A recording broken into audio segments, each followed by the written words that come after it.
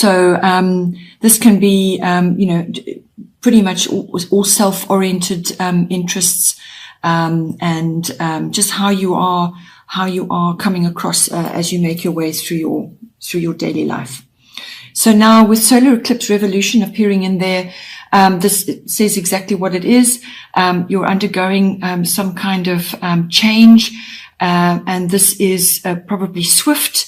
It's going to happen quite suddenly. So you may just suddenly feel a change of direction is required, or you may have an upheaval and then have to make a change of direction. But through all of that, through all the change and perhaps feeling a bit uncomfortable, in having to make changes, then you need to just focus on the present. Keep your attention on what is directly in front of you. You may have a decision which needs to be made, or you may need to create or fix something in order to bring about something better. On the other side of this sort of change or rearrangement is something better. It's necessary for you to move forward. So whatever changes are occurring, it could just be an internal sudden realization that you're having. Something suddenly comes to you. You suddenly realize what it is you have to do or what action you need to take. And there's going to be a rearrangement of your world, so to speak, and how you move forward in your world. So it's a transformational card. It's a transformational influence. You're entering a new phase of life, a new start. It's also about breaking old patterns. So however it affects you, whether it's your physical body or whether it's your attitudes and your, how you are perceiving the world and moving forward, there's change there. But it's necessary change because there will be something much better for you on the other side of that. That initial period of trying to work things out after the upheaval, from that will come something much better. This will also, because it's your first house and how you are making your way in the world and how you are projecting yourself, it will come in later on in your 7th house as well, and also in any kind of interaction that you're having with others, because it affects yourself, how you are perceived by others as well. So we'll get to that later. In your 2nd house, you have Gemini, I think. So the 2nd house is everything to do with your money and your income. It's also your values and your self-worth. And your possessions, your property, land, so on. And it's all about what you own as well. So now with this coming in, your words are going to be really important. Gemini rules communication. So this is communication of all kinds, but your words really are going to be important, whether it's written or what you're saying. So you need to be sort of quick-witted, quick thinking. You may have to change your mind about something, or you may be changing your mind about something, or you may have to explain yourself in some way. But it's all about paying attention to what needs to be said. And also learning comes into this, versatility, new ideas. So it could also be, perhaps you're changing your monetary situation. Perhaps you have to ask for certain things. Perhaps you have to change the way you are billing for the time that you do. But not in all cases, it's all about communication, how you put yourself across and how you actually speak up about what it is that you require. So it's also be careful that you don't give too much information away. If you're changing something about your finances or your ownership of things or your possessions, don't give too much information away. Be sort of quick-witted and pay attention. But just be aware that, others may be, you may be the subject of gossip, or other people may be talking, or just you're somehow talking too much about what it is going on in your life. So just keep it close, pay attention, but also choose your words with care. You may be having quite a bit of nervous energy about things as well. Perhaps you are a little bit nervous about certain things you want to change, or something that you want to, some sort of ownership. It's, as I said, it's also about self-worth and your values. So you may just be feeling that something, sort of an attitude or a perception that you've had about certain things will now require a change, or you need to address certain issues. You may also be feeling a bit restless about certain things. Perhaps you're feeling restless about what the money that you're earning for the time that you're putting in, and you need to change that, or possibly you need to bring in technology to make you more efficient, or to manage your money better. There's lots of ways that this can come in. But it's words, it's change, and technology, and bringing about, bringing to you what you require, using your wits and your mental faculties. Then in the third house, we have Chiron, which is healing. Now, the third house is actually about your communication. So, yes, you have communication coming in strongly for you in your money house and your values and self-worth, possessions and so on. But when it actually comes to, this can be communications of all kinds. So whether it's written, verbal, contracts, documents, it can even be social media. It can be dealing with the public in a wider sort of space. So it's not just, this is not one-on-one. This is dealing with others. So it's your interaction with others. With Chiron, there's transformation required there. So this is basically contemplation. So transforming the way you communicate, but there's contemplation involved there. There's deep listening to yourself and to others, but your communication needs to be measured. So you may feel that you want to rush in and change things, but just be aware that you may be sort of having to deal with quite a bit at the moment.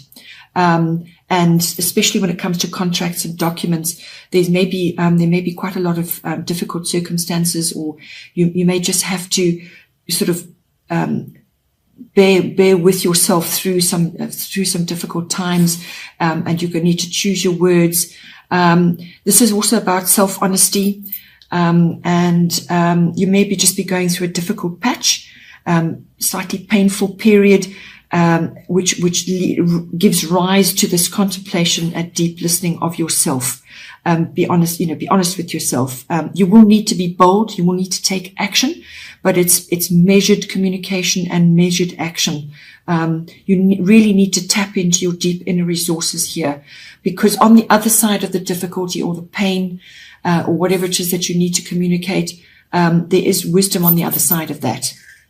It's just to get through this sticky patch, and then on the other side of that, you will feel better, and things will feel better for you internally and with the people that you're dealing with. You may need to also, it could involve doing a bit of research or following up on various types of medicine, natural therapies, and so on. So you may be doing a bit of research in that, if that is to do with your work, or it could be to do with others in your family circle. So this is siblings, cousins, aunts, uncles. Something may come up and it will affect you. Maybe they are going through a very difficult patch, some kind of deep healing going on. So wisdom comes from the pain.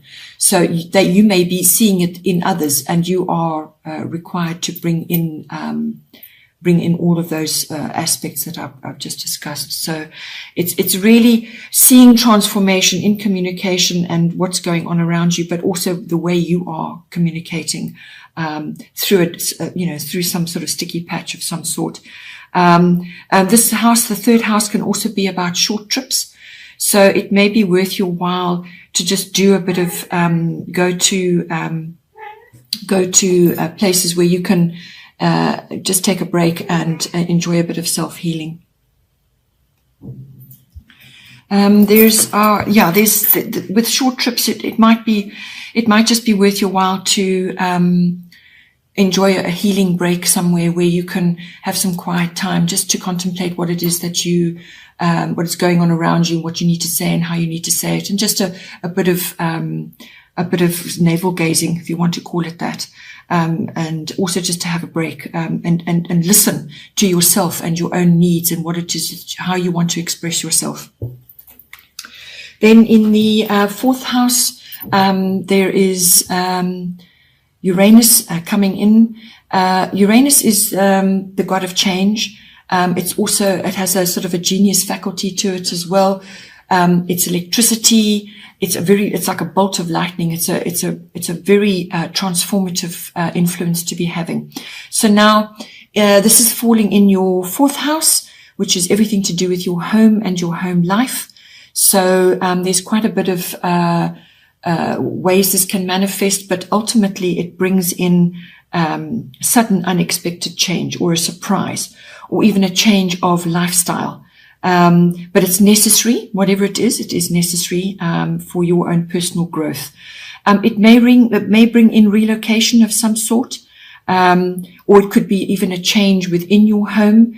Perhaps the people that are in your home, something's changing there, or a change within your space where you're actually living.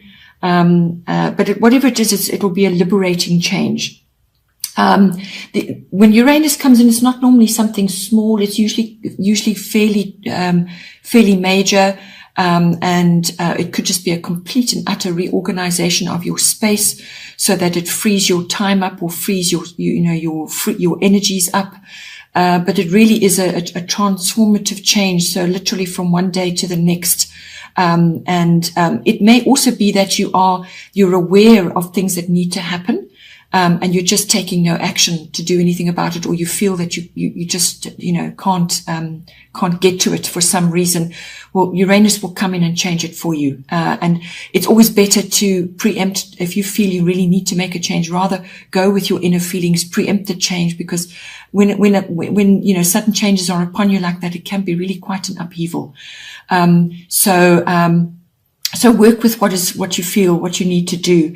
But it also could be that you have a new perspective on your home life. You have some kind of a realization about what it is that you need to do, or once you've been forced to make a necessary change, you will feel better after that sort of period has passed. You will feel better about where you are, or what's going on around you. It's a new perspective.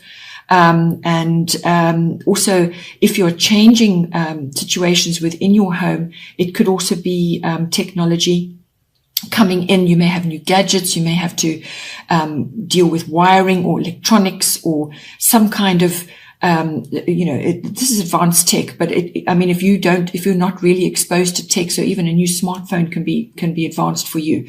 So it's essentially the home life. The other aspect that may come in for you in the 4th house is also your ethnic identity, your foundation, your early life, what you came from. So this could also be undergoing some kind of rearrangement of some sort, or just your perception of that. Something may come to light. Suddenly you realize something, or an idea comes to you, and it could affect you in that way as well. Then in the 5th house, we have Mercury, mind. So this is the 5th house is everything to do with your children, or children that you may be working with or exposed to, not necessarily your own, but children come in there. It's also your creative side, whether you are working in a creative field, or you just have enjoyable hobbies, or something that you like to do. Art, it doesn't necessarily mean art. Creativity is a different thing. You can be a creative thinker, or you can be a creative speaker, or you can just be creative in arranging outings for your children. So creativity comes in where you really apply your mind to everything that's going on, and pull a whole lot of aspects together to make an enjoyable and productive outcome. So it rules children, it rules your creativity, your creative side, and it also rules love affairs. It also rules recreation of all kinds. So having fun, sports, different types of recreational activities, and that can be anything. That can be sewing, that can be some sort of activity which you particularly enjoy. It could be anything, really. So what this aspect is bringing in for you is to apply your mind to whatever it is that you're doing, and take an intelligent approach. Think about your words. It's a very mental aspect. You may have to mediate in some way.